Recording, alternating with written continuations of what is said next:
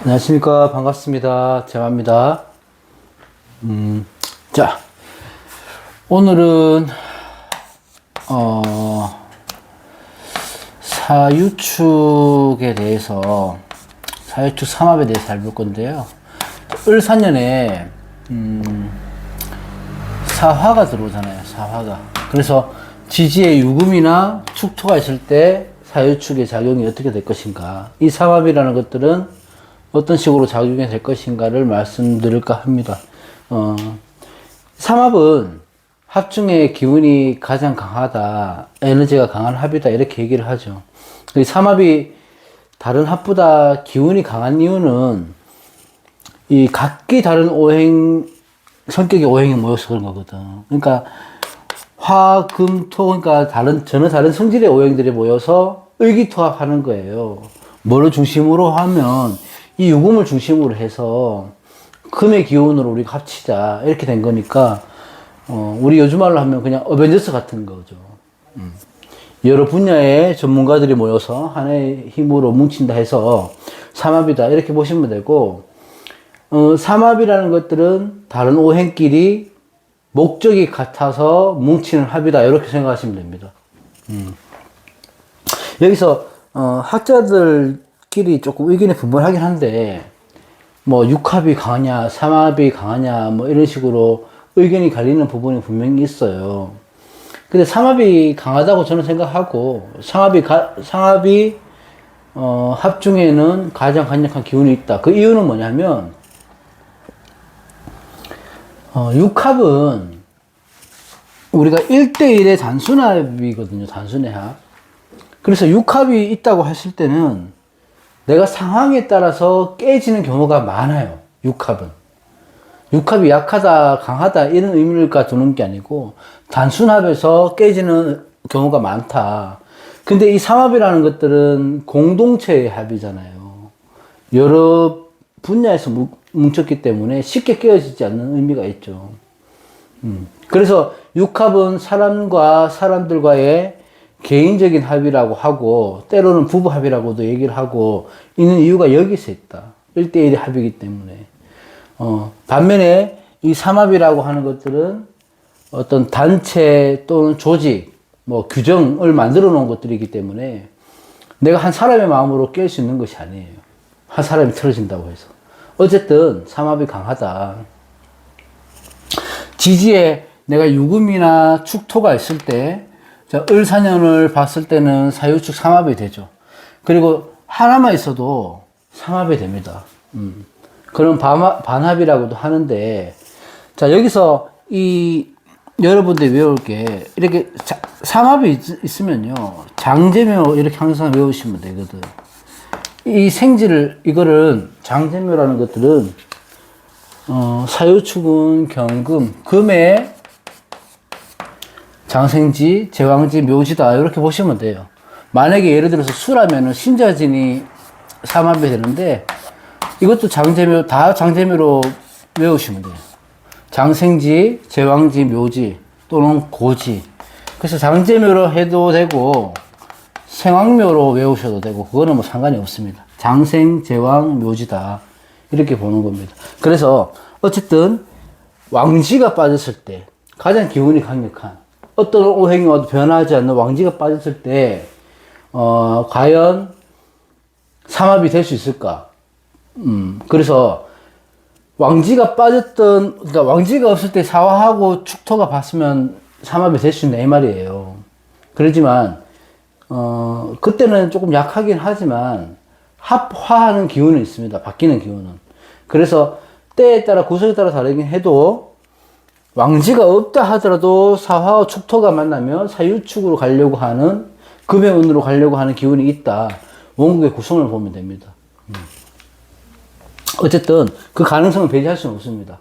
왕지가 없다 하더라도 될 수 있다는 걸 참고를 하시고, 사화도 보시면 사화나 축토도 그러니까 내 몸은 화와 토로 되어 있잖아요.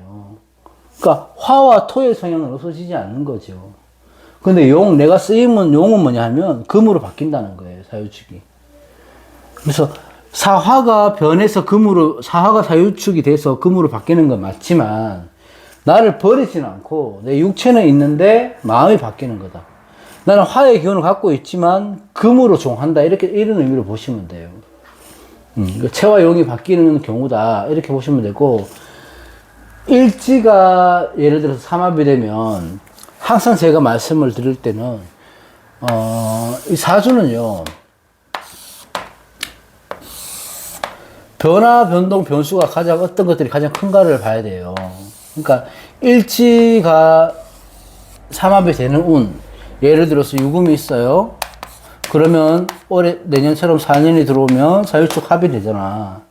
이렇게 되면, 다른 지지, 뭐 월지도 마찬가지지만, 다른 지지들보다는 신상의 어떤 큰 변화를 의미한다고 항상 영상에서 말씀드리잖아. 그러니까 이런 일지의 삼합은 소소한 것이 아니고 큰 변화예요, 큰 변화. 내가 어떤 계기가 될 만한, 내 인생의 변곡점이 될 만한 그런 유의미한 일들이 일어날 수 있는 것들이 일지의 삼합이다. 그러니까 막 일지 삼합으로서 좋다 나쁘다는 나중에 다음에 따질 일이고, 그거는 일지 삼합이 할 때는 어떤 큰 변화가 일어날 것이라는 것들을 유추해 볼 수 있다. 내가 결혼을 한다든지, 예를 들어서 이사를 한다든지, 직업의 변동을 가진다든지, 이렇게 굵직굵직한 사건, 내가 살아오면서 어떤 크게 기억이 될 만한 굵직한 사건이나 사고들이 생기는 것이 일지의 삼합이다. 그래서 월지도 마찬가지지만 일지의 삼합이 되는 분들은 그런 변화, 변동이 조금 클 것이다.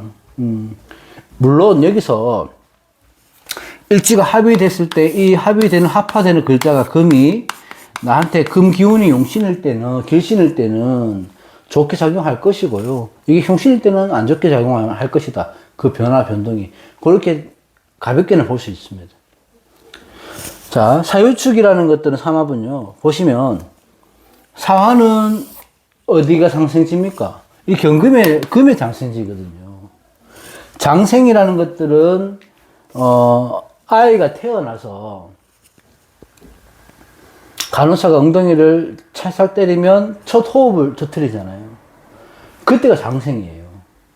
그러니까 가장 희망적이고 에너지가 시작될 때, 생명이 시작될 때가 장생이기 때문에, 장생지로 들어왔다는 것들은 내가 성장하기 좋은 환경과 그런 어떤 욕구가 생기는, 강해지는 그런 시기가 되는 겁니다.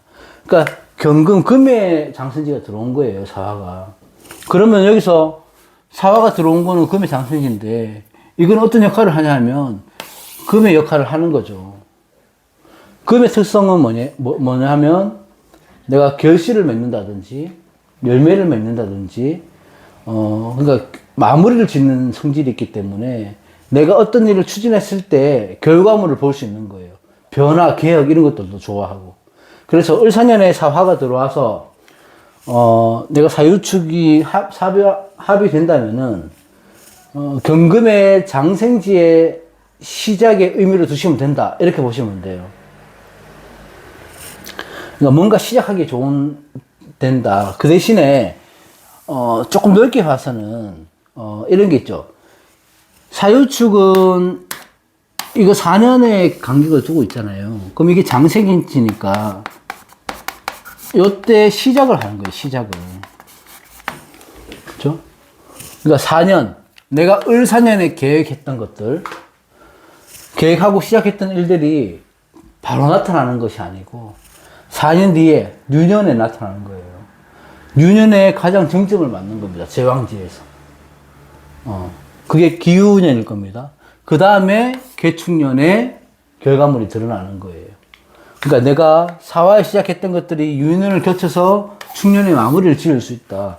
시간적으로 보면 조금 긴 시간을 두고 또 목표를 세우는 거죠. 다시 말해서 사유축 삼합이 될 때 나의 신상의 변화는 일어나는데, 그거는 그대로 일어나고, 또 다른 해석을 하자면은 그것에 중점을 두지 말고 어떤 변화가 일어나는 거, 그거는 당연히 일어나는 것이고요. 내가 앞으로 계획을 세웠을 때 미래에 4년 뒤나 또는 8년 뒤에 그 기간 동안 긴 호흡을 두고 목표를 정하고 계획을 세우는 것이 좋다. 이런 말씀을 드리는 거예요. 그러니까 뭐 바로 나오는 것들이 아니고 내가 4년이나 8년 정도의 기간을 두고 할 수 있는 거. 예를 들어 뭐 학위를 딴다든지 뭐 그런 것들 있잖아요. 긴 호흡 두는 것들은 4년에 시작하는 게 좋다. 그럼 유년의 정점을 맞을 것이다. 이때 결과가 나올 수도 있고요. 이게 조금 더 길어진다면 충년까지 갈 수도 있고. 그래서 4년 정도의 기간을 두고 내가 어떤 목표를 세웠을 때는 지금이 적기가 되는 거죠. 금의 생지기 때문에. 그래서 을사년에 사유축 삼합이 되면 내 신상의 변화, 뭐 이사, 결혼 뭐 다 일어나죠. 그거는 그대로 일어나고 그게 사건, 사고로 될 수 있고요. 큰 변화가 일어나는데 그거 외에 내가 어떤 계획이나 목표를 세우는 것이 좋다. 그거는 사유축을 잘 쓰는 방법 중에 하나고, 아까 말씀드렸듯이 이 변화, 변동이 나한테 안 좋을 수가 있잖아요. 그러니까 사유축이라는 것들은 이 사유축의 금국이라는 것들은 금의 기운이 아주 강한 거잖아요. 강한 에너지죠. 그러면 그 말은 뭐예요? 금으로 편향됐다는 얘기잖아. 오행의 구조가. 균형이 무너졌다는 얘기도 되죠. 내가 금이 아주 미약해서 사유축으로 가면 괜찮겠지만 그렇지 않고서는 금의 기운이 아주 많아지는 것인데, 만약에 균형이 무너졌다, 금 때문에. 그렇다고 한다면은 무엇이 문제냐 하면 이 을사년에 사화가 들어서 사유축으로 돼버리면 금목상전에 목은 당연하겠지만 이 들고 들어오는 을목이 피해를 본다는 겁니다. 을목이 힘을 못 쓴다는 거예요. 그래서 사유축만 볼 것이 아니고 내가 천간했던 을목이 나한테 어떤 작용을 하는 걸 봐야 되는 거예요. 자, 금은 금생수를 하기도 하지만 금국목을 하기도 하죠. 그죠? 만약에 사주에서 금수의 기운이 약하다거나 내가 꼭 필요한 오행이라면은 사유축의 삼합이 나한테는 큰 도움이 되죠. 큰 기회가 되고. 하지만 을목을 용신으로 쓸 때, 아니면 목을 필요로 할 때는 이 사유축 금금이 결코 반갑지는 않다. 문제가 되는 것이다. 이렇게 되는 겁니다. 자, 우리가 을사년에 을사만 요렇게 두고 봤을 때는, 목생화가 되는 거니까요. 나무에 꽃이 피는 거예요. 화초에 꽃망울을 맺히는 거고. 그러니까 나무가 여름을 만난 격이 되는 거죠. 그죠? 근데 사화가 합화하면서 여름을 건너뛰고 어디로 가요? 가을로 가는 거잖아. 그러니까 목의 입장에서는 꽃이 피워야 되는데 꽃을 피우려 하다가 못 피우는 거예요. 바로 가을로 가버리니까. 그럼 뭐예요? 금목상전이 되니까 건강상의 문제가 될 수 있다. 목의 오행은 가을을 만남으로 해서 겨울을 준비해야 되기 때문에 모든 성장을 중지하죠, 활동을. 그래서 건강에 문제가 될 수 있다. 네, 사주에서 그렇다고 한다면 목의 십성에 관련돼서 육친이나 문제가 생길 수가 있다. 또 건강에 문제가 될 수 있습니다. 금이 사유축 삼합에 대해서 사유축 삼합이 나한테 계실 때는 아주 요긴하게 쓰지만은 반대로 목을 쓰는 사주들은 오히려 좋지는 않을 것이라고 보는 거고, 목에 관련된, 내 사주에서 목에 관련된 십성에 신경을 써야 된다. 자, 목이라는 것들은 어떻게 간단히 보자면, 이제 정리를 하자면은, 관절, 그죠? 금목성이니까 허리, 두통, 간, 뭐, 신경질환, 신경계통, 넓게 봐서 혈압, 이런 쪽에 문제가 생길 수 있어요. 근데 이 오장육부는 다 유기성을 띠고 있기 때문에 문제가 다 일어납니다. 꼭 그것뿐만 아니고. 그런 기본적인 것들을 두고. 어쨌든, 그런 것들을 주의하시면 될 것이고, 지금 내가 을사년에 시작하는, 계획이나 목표를 두고 거기에 대한 도전은 시간은 꽤나 걸릴 수는 있어요. 하지만 이때 을사년에 시작하면 결실을 맺기에는 아주 좋은 기회다. 그거는 금이 나한테 좋다 나쁘다 개념이 아니에요. 그래서 내가 뭐 만학도를 꿈꾼다든지 어떤 학위를 꿈꾼다든지 뭐 여러 가지 목표가 있을 때, 넓게 두어야 할 목표가 있을 때는 을사년에 시작하는 것이 좋다. 자, 운의 세력이 강하게 들어올 때요. 이렇게 삼합으로 강하게 들어올 때 좋다 안 좋다 막 이분법으로 딱 잘라서 나누려고 하기보다는 좀 조심해야 될 부분은 조심하고, 조심해야 될 부분 뭐예요? 이 목에 대한 피상, 목에 대한 힘을 잃는 거 조심해야 될 거 조심하고, 과감히 실행해야 될 부분은 준비를 잘해서 시작하는 게 좋습니다. 내가 4년에 어떤 시작해야 될 목표를. 그래서 사유축 삼합은 큰 기회도 될 수 있고, 오히려 안 좋을 수도 있지만, 좋고 나쁘면 내 사주의 금의 기운을 봐야 되고, 내 신상의 변화는 어떻게든 일어난다. 자, 결혼을 한다고 해서 4년에 월지합 돼서 취업을 하고 결혼을 한다고 해서 그게 무조건 좋은 일인가? 그것도 아닐 수도 있죠. 앞으로의 운을 봐야 되니까. 그러니까 좋다 안 좋다로 나누지 마시고요. 어떤 큰 변화는 일어날 것이다. 나한테. 새로운 환경에서의 도전도 될 수 있고. 그런 것들은 기대해 볼 만은 하지만은, 내가 만약에 아주 안 좋을 때, 근국이 너무 심할 때, 이럴 때는 흉으로 올 수 있으니, 배우자나 직업이나 여러 가지 환경이나 이런 데 문제가 올 수 있다는 것을 참고하시고, 그런 분들을 좀 조심하시면 될 것 같습니다. 자, 오늘은 사유축에 대해서 간단하게 설명해 봤고요. 다음 시간에 또 다른 영상으로 찾아뵙겠습니다. 고맙습니다.